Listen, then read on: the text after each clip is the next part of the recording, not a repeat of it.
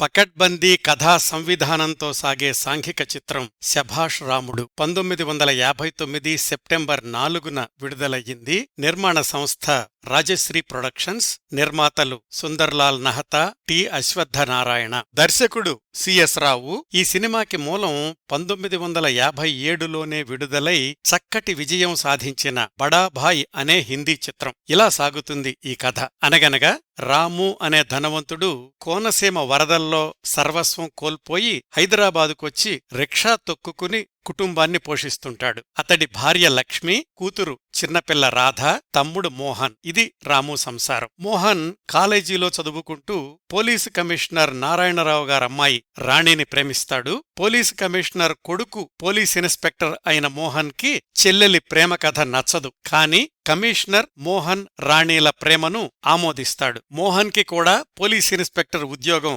ఇప్పిస్తాడు. భూపతి అనే దొంగల నాయకుడి రహస్యాలు రాముకి తెలుస్తాయి.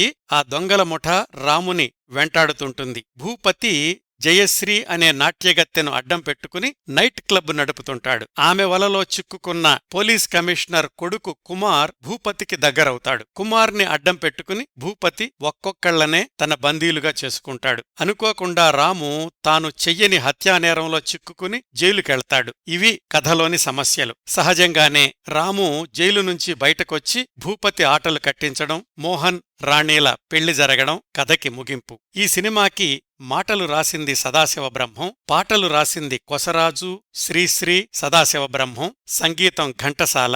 ఈ చిత్రంలోని పాటలన్నీ ప్రజాదరణ పొందాయి. ముఖ్యంగా జయమ్ము నిశ్చయమ్మురా అనే కొసరాజుగారి గీతం ప్రార్థనా గీతం స్థాయిలో ప్రజల్లోకి వెళ్ళింది. ఈ చిత్రంలో టైటిల్ పాత్ర శభాష్ రాముడు రాముగా ఎన్టీఆర్, ఆయన భార్య లక్ష్మిగా దేవిక, కూతురు రాధగా బేబీ శశికళ, తమ్ముడు మోహన్గా రమణమూర్తి, మోహన్ ప్రేమించిన రాణిగా మాలిని, ఆమె తండ్రి పోలీసు కమిషనర్ నారాయణరావుగా గుమ్మడి, ఆయన కొడుకు కుమార్గా కాంతారావు, దొంగల నాయకుడు భూపతిగా ఆర్ నాగేశ్వరరావు, ఆయన చెలికత్తె డాన్సర్ జయశ్రీగా ఎంఎన్ రాజం మొదలైన వారు నటించారు. మరొక జంటగా గిరిజ, రేలంగి కథలో కీలకమైన మలుపులకు కారణమవుతుంటారు. ఈ సినిమా విడుదలకు నెల రోజుల ముందే ఆర్ నాగేశ్వరరావు గారు మరణించడం విషాదకరమైన సంఘటన. ఈ చిత్రం ఘన విజయం సాధించి శతదినోత్సవం చేసుకుంది. చక్కటి ప్రింట్ యూట్యూబ్లో ఉంది.